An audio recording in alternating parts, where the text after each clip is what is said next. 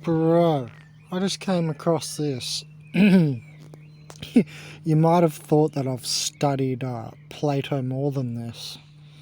Sadly, I've been taken up. My time has been taken up. But I have seen other things. But this, I don't think I've seen this diagram before.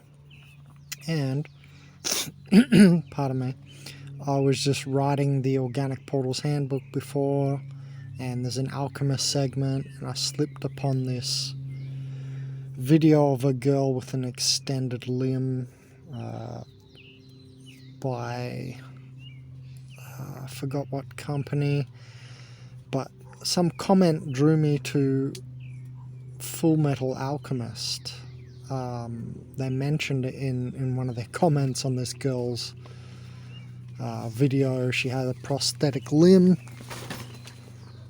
and it drew me to this little cartoon, I don't know, Japanese or something like that, series.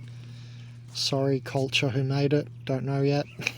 Haven't studied it, just seen it 5 minutes ago. This series, it's an anime called Full Metal Alchemist, and this drew me to this philosophical video, because apparently in Full Metal Alchemist, oh hold on, we've got the old goanna here. Get him, puss. Sorry, that I'm just being distracted. 1 second. Get him, pussy. Yeah, get him. Good boy. Sorry, guys. My cat's about to do battle with the goanna. If you hear any screams, goanna keeps coming looking for food. Alright, so that drew me to the Full Metal Alchemist. Some bionic girl using a bionic limb, just like, you know, sporting her limb, saying, yeah, look how good bionic limbs are. Okay, fantastic. She can lift stuff up. That's good for her. I'm not going to go into my philosophies against any of that for now, to ruin the mood.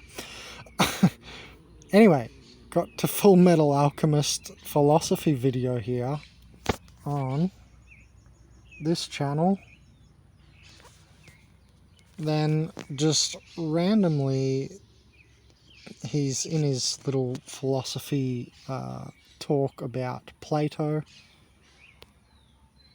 of Socrates, and I don't know if I've seen this before. I may have and just forgotten it, but it's a really, really good rendition of what I always go on about the fifth dimension and the third dimensional stuff being aspectual.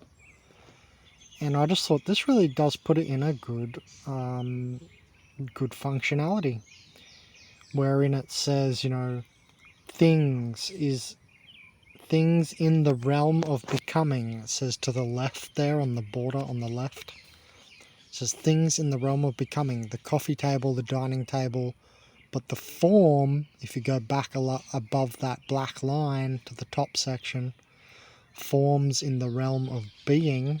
So this would be the fifth dimensional connotation, and it's interesting they've got them in bordered outlines and part of the cloud.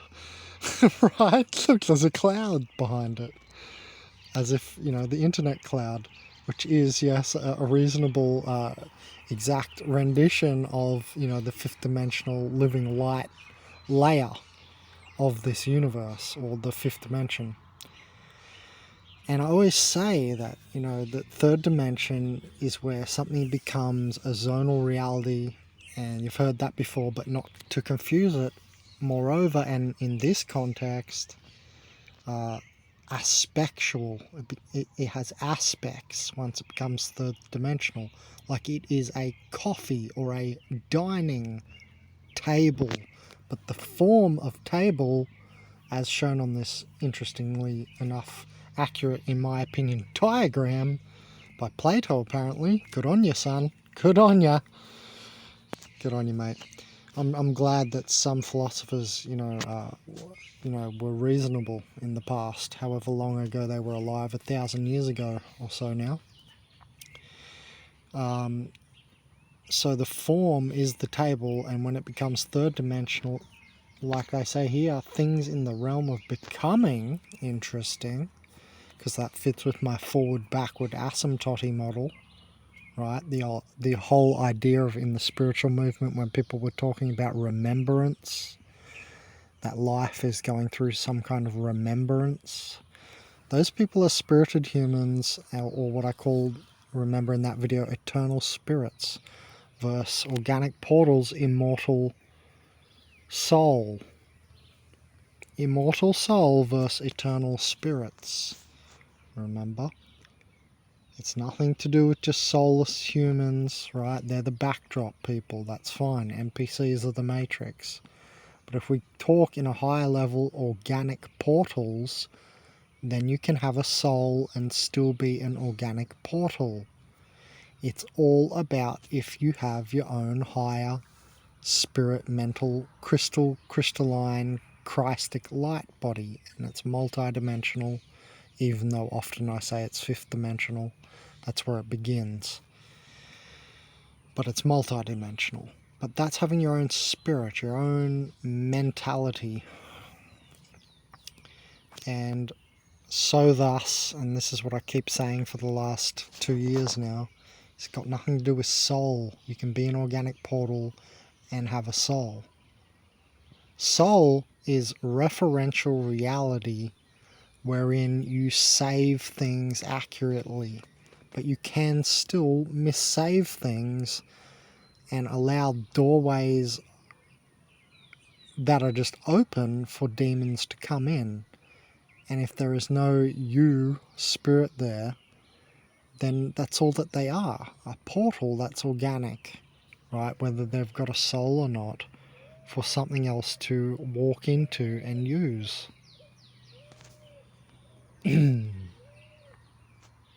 So anyway, this is very interesting. Things are, what's that say here?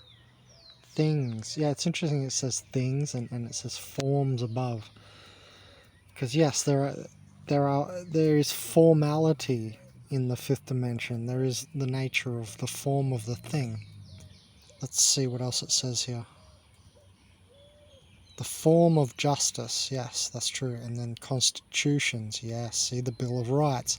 See aspects, just things get made up, right? Separate zonal realities. What's that saying? Nuremberg trials, okay. Form of cat. Then you have the, what's that say? Gulliver, Kellogg's, Hoover. Are they types of cats? They must be types of cats. My cat's an Abyssinian. Yeah, but it's really easy to understand by the form of the table. You have a table, the idea of a table. But then to make a different type, what style or what aspect of table, a coffee or a dining table or whatever type of table, that's third dimensional. So yeah, actually this is a very good way to imagine the third dimension and the difference between the third dimension and the fifth dimension. Things are spatio-temporal, changeable, sensible, like as in you can sense them with your touch, smell and taste and so on. Copied, yes, very good that they've put copied in there. Or Plato had done this, right? Imperfect, yes. Things partake of forms, which imparts, what's that say? I can't see, which it imparts its, sorry, the sun is shining my eyes and everything, I can't see what that says, hold on. Things partake of forms, which imparts its something nature. What's that say there? Something L nature, which imparts its, down the bottom left, I can't read it. What's that say? The theory of forms is the belief in a transcendent world of eternal and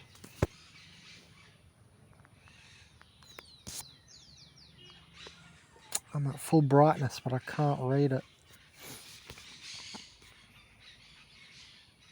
theory of forms, also known as his division of the line. An world of eternal and absolute beings corresponds to diagram of this division is being shown on screen now. Though in his dialogues he every presents them kind through of... conversations. Side note, was a teacher of Alexander the Great, and also for being the author of 47 dialogues, many of which...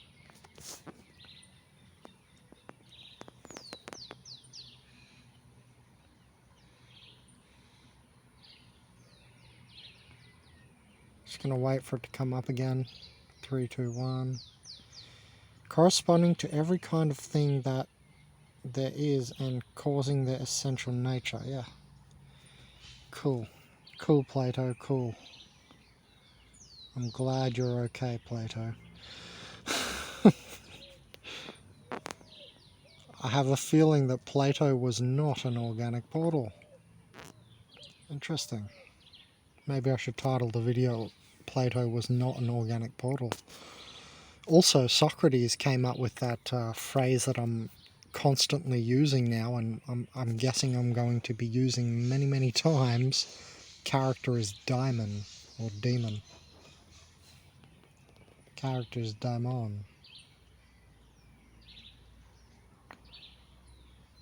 Forms are the cause of all things. Yep.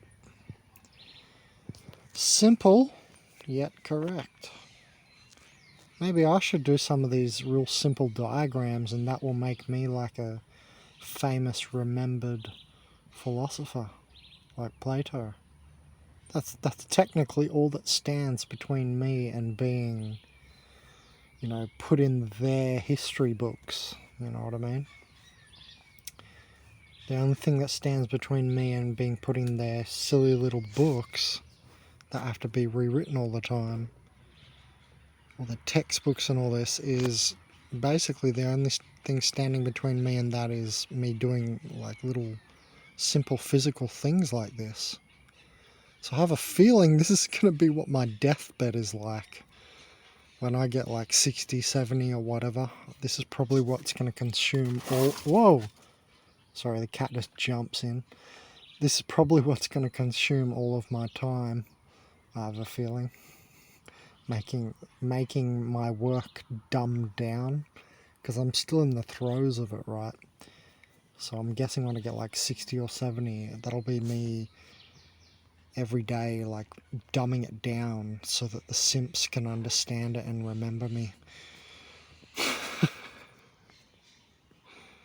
Anyway, really good little diagram. I think I've come across it before, but it's been some time. This is apparently by Plato, because this guy is going through a little segment of Plato right now in his video. Let's see, what's that say? Oh yeah, and he was saying how Plato said that, like, after Plato, the world, you know, was more thinking along the lines of, you know, abstract things are real, and that this physical world is not like a good measurement or metric, essentially. And fantastic, that's a huge thing that he did, doing that. And then let's have a look at this little diagram. Objects, the good, forms, intelligible world. Yeah, they were saying like abstract absolutes like science and math are the only way truth can be found in this world. Yeah, very good, very interesting, I like it. I'm in agreement, it's good. Except you might want to add some other things to it, maybe even psychedelics, not just maths and science. Anyway, objects and art. Anyway, objects, the good, okay, mathematical objects. You just have to think about the time that they brought that thought into existence, you know, when they were just still very physically oriented back in those times, in that era. Visible things, world of appearances, images, states of mind, intelligence as gnosis. spelt differently. Or D, why is it? Oh, A, B, C, D. D, knowledge, episteme, dianoia. What's that say? That seems oddly spelled like paranoia. Extra thoughts. Paranoia? Oh, you mean these extra thoughts? Said Terence McKenna in that one lecture. In one of his lectures, and I cracked up. He was replying to someone in one of his lectures, and they said something about paranoia. He said, "Oh, paranoia. You mean those extra thoughts?" And I just cracked up. What a good reply to the idiots that go on about, that use paranoia as a dismissal tool. They're organic portals for sure, people who do that. And when Terence McKenna said, "Oh, you mean those extra thoughts?" I was like, oh, bam, bam, whack, boom, smash, like we're in an old Batman cartoon. Anyway, okay, knowledge, episteme, thinking, dianoia. I don't think I've ever seen that word before. I am going to have to Google that. Dianoia. Dianoia. Is thinking. Is thinking evil, guys? What do you think? I was going to say scratch that sentence, but it was a perfect example of the sentence itself. Ooh, meditate on that one. Okay, beliefs, pistis. I need to look into these words. What are they, Latin or whatever? It's not Greek, is it? Belief, pistis, imagining, ikasai, ikasai, ikasai, ikasai, yakasa. Interesting. Visible things. What, is this meant to correlate? What's he saying here? Vision is being shown on screen now. Though in his dialogues he presents them through conversations between other renowned philosophers of the time, usually framing his mentor Socrates as being the wisest of the bunch, and as such his belief that the ideas Socrates poses are the ones to which Plato himself subscribes. Plato talks about two worlds, the world of appearances and the world of forms. He believes that there is a fourfold division between gods, because his society was polytheistic and believed in many gods, and men. The world of appearances makes up the world of men, which is only a reflection of a more perfect world, and is also made up of the two lowest divisions of the line. Meanwhile, the world of forms makes up the perfect world of gods. Sensible thing. Yeah, pretty obvious stuff. I mean, we all know this inherently now, right? Except for NPCs or organic portals who probably still don't have a clue 1,000 years later. We know this as obvious. Because, we have the vision every day, don't we? We travel to the other worlds every day. And every night. And I don't think they dream even. Anyway, good stuff. Plato was onto it. That's very interesting. Yeah, no, I just wanted to show that diagram, guys.